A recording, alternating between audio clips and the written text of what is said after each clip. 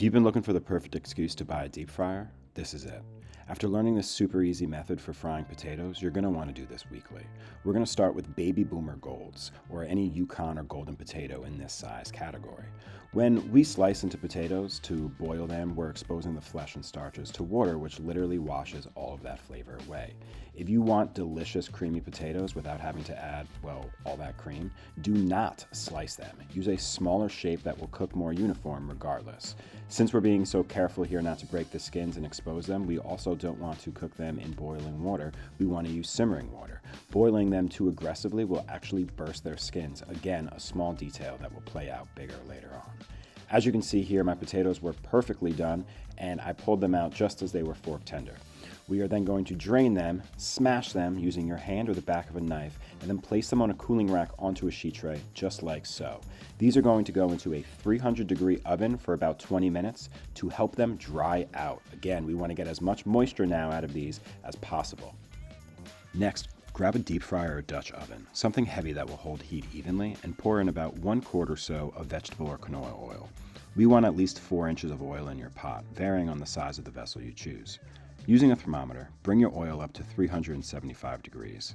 Now, since these are rosemary potatoes, let's season our oil with a few rosemary branches. We're going to fry these and actually use them later for garnish, so keep these reserved on your cooling tray too. They are done when no more air bubbles are forming around the outside. That's actually the rule of thumb with most things you're frying. Matt, isn't the secret to fry them twice? First in a lower temperature, then 375? Well, maybe. There's a lot of ways to fry, all having pros and cons.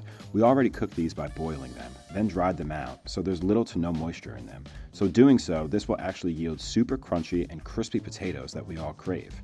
You can also brine your potatoes, thrice cook your potatoes, fry them at different temps like you just so asked, but that's all for another day. We'll be doing a French fry video that will be coming out next month covering the pros and cons and different methods of actually frying these. So since our potatoes are pre-cooked, these will only need about 2 to 4 minutes to get really crispy. Again, when the bubbles slow down around our potatoes, that means the exterior is completely fried and should be that perfect crunch, while our potatoes on the inside are still creamy and delicious. Let them dry on a cooling rack lined with paper towels, and always season anything out of the fryer with salt. This helps cut that fat and makes the flavor pop a lot more. So this is a step you shouldn't skip. Next, we can go ahead and garnish our potatoes. We're going to pile everything into a large bowl, throw in those crispy rosemary leaves from before, a little bit of garlic confit oil that I know all of you have in your pantry because, well, when you watched my Kitchen Essentials video, and then about a half a cup of Parmesan cheese. Do this while the potatoes are hot. It's going to help everything adhere to the potatoes way better. Perfect. Find the smallest but most adorable little vessel you possibly have.